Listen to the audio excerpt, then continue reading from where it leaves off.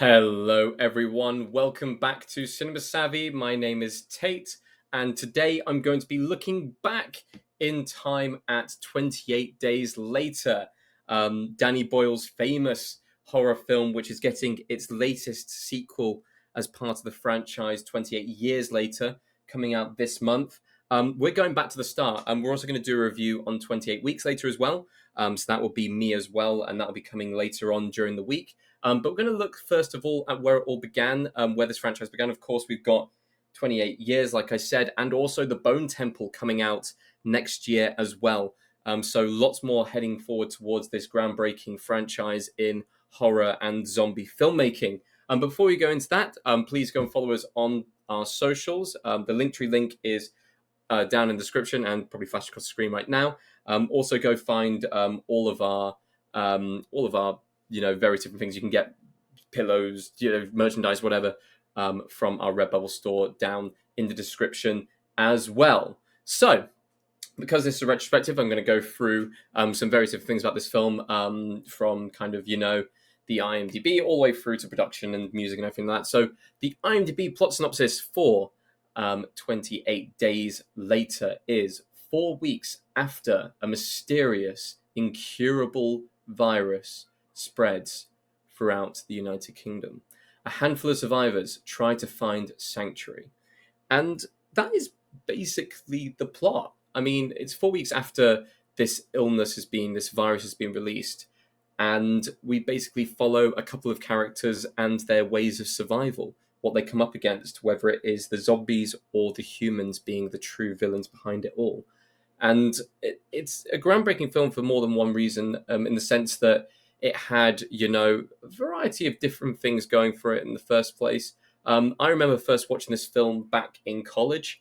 It was during my phase of watching the films that were in my head a bit more out there. So we're talking about like me watching Seven for the first time and watching Fincher films. And this was one of those films that, employed experimental kind of filmmaking styles, kind of almost like a guerrilla style of filmmaking, using a kind of handheld camera style, kind of making not like a normal film that I'd watched, not with the same production value as a film I'd watched before. And I distinctly remember it being, those shots of the abandoned London burnt into my mind as one of the greatest film openings of all time. It is my personal pick for the best zombie film of all time. It was one of my personal picks for one of the best horror films of all time. And I still stand by both of those. I think this film is absolutely phenomenal.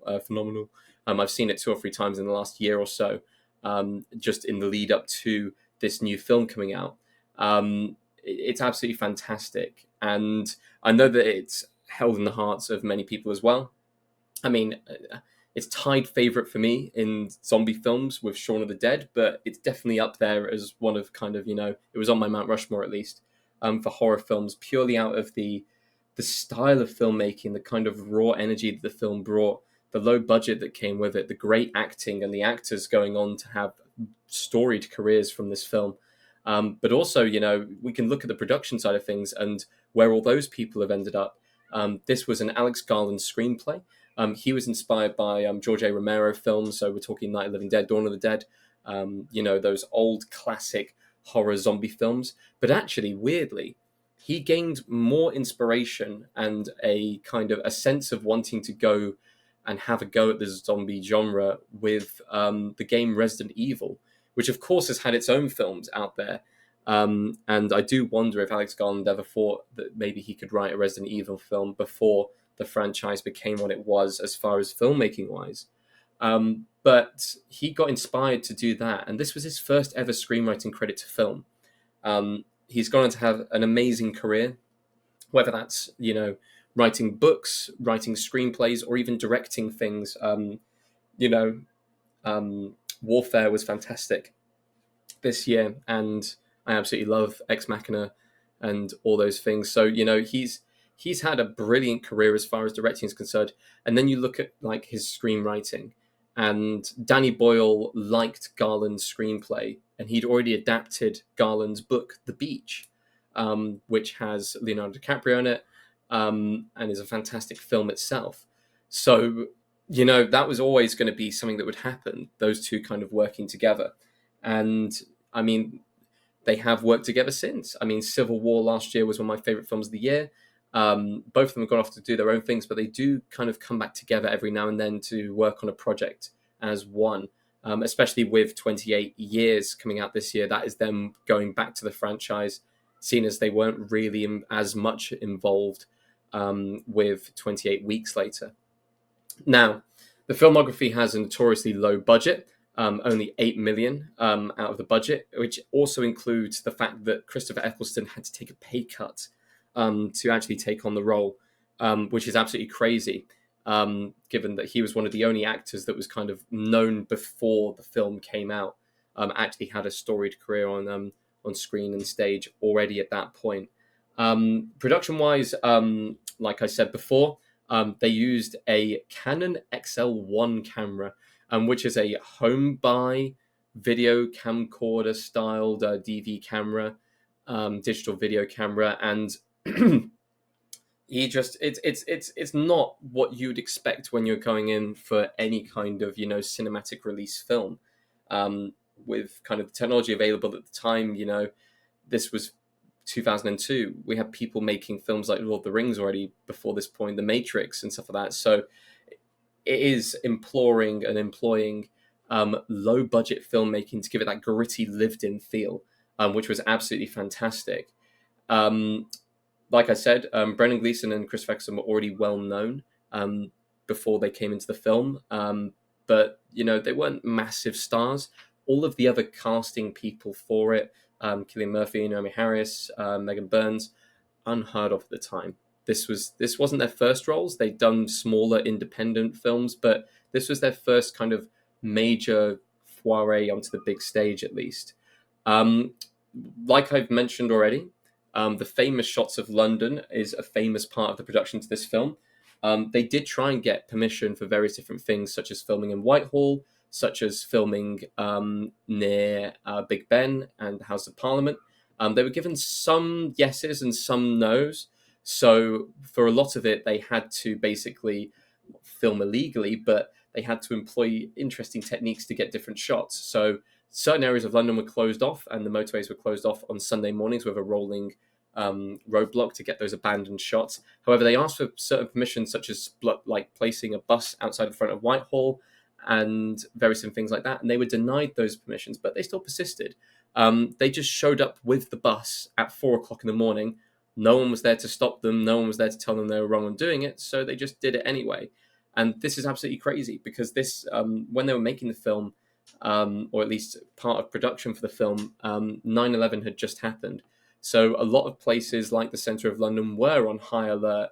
I think I've read somewhere that Danny Boyle noted the missing posters in the film was taken basically from the 9/11 memorials at the time, which is absolutely phenomenal that that's kind of how that got incorporated into the film. But a lot of the time it was kind of, like I said, guerrilla filmmaking. It was shot without permissions, shot without full kind of, backing from people and stuff like that. And this is Danny Boyle, who'd already done The Beach at this point. So, it wasn't like he was an unknown filmmaker. Of course, he went on to go and win the Oscar with Slumdog Millionaire, and he's gone on to do various different things throughout his career. Some fantastic films across his entire filmography. But this one still stands out as kind of one that has probably the biggest cult following behind it as far as the film's concerned. The story follows Jim, who is our lead character, Cillian Murphy, waking up in a coma.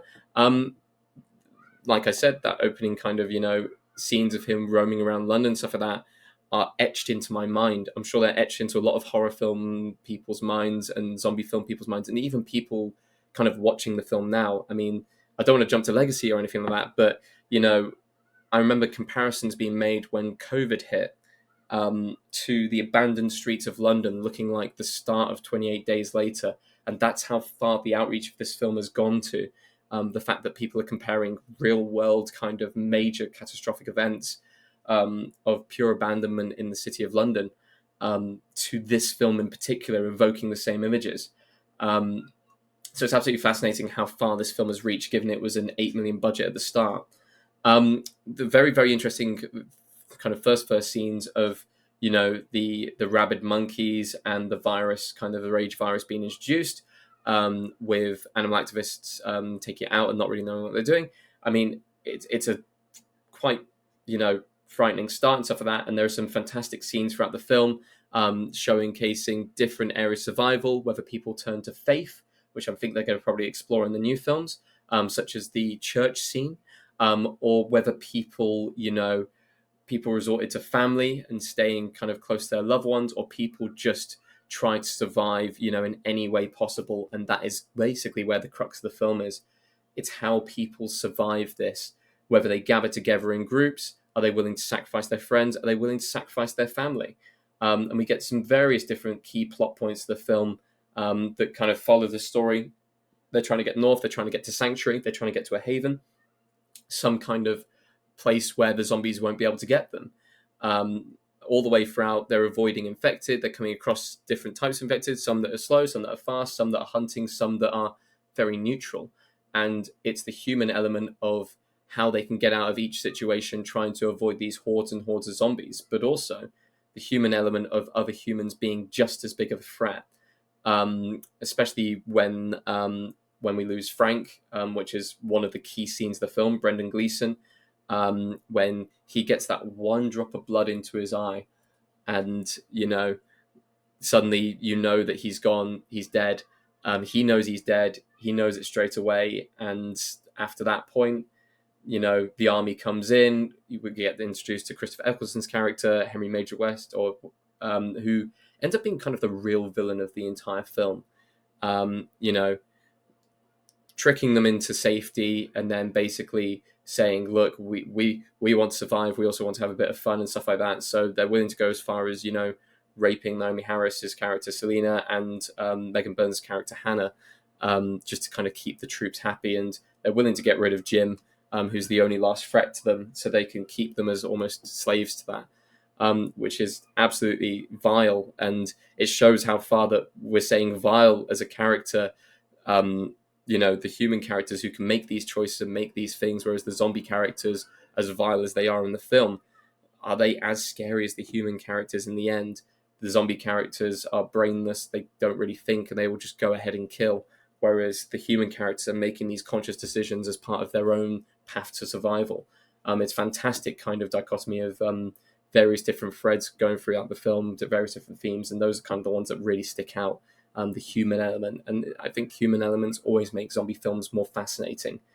As far as music is concerned, we have probably one of the most iconic pieces of film music in kind of modern pop and media, with John Murphy's score, including In the House in a Heartbeat, which has been used for various different adverts. In my head, a Strongbow advert in the UK, cider kind of advert, which of them shooting an apple, very dramatic.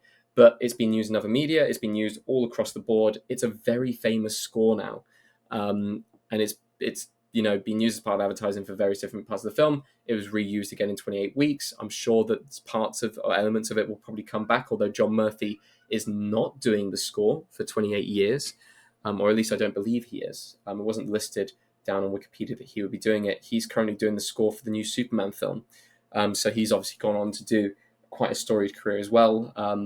And he'd already done scores like Snatch before he did this film as well. So, I mean, In a House and a Heartbeat is a beautiful piece of music that builds the tension really slowly throughout the scenes. Absolutely love it. Really kind of, it stays with you after the film as well.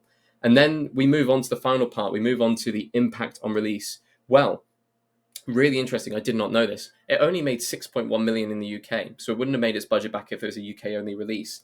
However, it was released in the US, where it made up the rest of the money to get to an 84.6 million pound box office, which is fascinating off only an 8 million budget.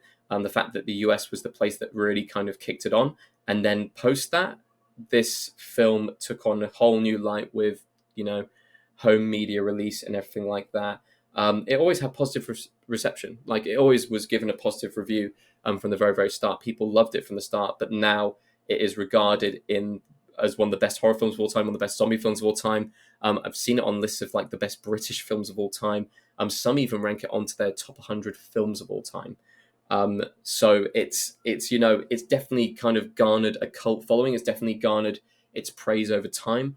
And I think this film has a certain pull to it where certain audiences will go, oh, I remember 28 Days. They may not remember 28 Weeks, but wow, we're getting a sequel to 28 Days is what people are more excited about. Of course, it went on to go and spawn sequels. I think it's had connections to video games and stuff like that before. But yes, the big thing about this film was it revived the genre. Zombie films weren't really a thing in the early 2000s or even the late 90s. They kind of died out, and people remember zombie films being the slow, kind of plodding, kind of arms stretched out, Romero kind of films. This film brought in the fast zombies. This film brought in the horror element back in, made it feel really lived in and gritty. And because of that, because of these elements being brought forward, it completely revived the genre. We got a lot more zombie films coming out of the 2000s, and it's still kicking and going. Whenever someone sees a fast zombie in a film, they suddenly immediately snap to and think of 28 Days Later. It's just that immediate thing that's connected to it. And that's all because this film was willing to push those boundaries. It was the perfect marriage of a good screenwriter who had some great ideas about what he wanted from his zombie film at the time, and a director who was willing to employ those areas of filmmaking to make it dramatic, to make the zombies fast, to make the red stand out above all the other color palettes, and film it in a guerrilla style filmmaking, with iconic shots of the abandoned streets of London, as well as, insane kind of sequences, including the church scene, which I'm sure we're going to get a sequel to in the next film. Frank's death scene, which I think is a phenomenal, beautiful sequence, and of course the ending scene dealing with the military. It's brilliant. I absolutely love this film. My final thoughts on this is it is one of the greatest horror films of all time. It's one of the greatest zombie films of all time. I completely agree with all the critics, what they say about it now, and the praise that it's given now. I think it absolutely warrants a sequel because it opened up an entire world of zombies that run fast. It set the law from the very, very start, but only gave us a small taste of it. It was slightly expanded upon in 28 Weeks, and we'll talk about that in the next review. And I'm really looking forward to how they can push this world further in 28 Years and The Bone Temple, the two films that are going to be coming up afterwards. But anyway, thank you ever so much for watching this very brief retrospective review of 28 Days Later. I want to know your thoughts on 28 Days Later as well, how it stands with you. Are you excited about the new film coming out as well? So please put those down in the comment section. Make sure to leave a like, subscribe if you're here and you're new for the first time. And then, of course, go and follow us on our socials. The Linktree link is down in the description, so you'll have all of them on there. We're across the board on all of those. So we're on Facebook, Twitter, Instagram, Letterboxd, and also Blue Sky. So we're on pretty much everything at this point. So please go and follow us on all of those there. Anyway, thank you ever so much for watching, and I'll see you on the next one.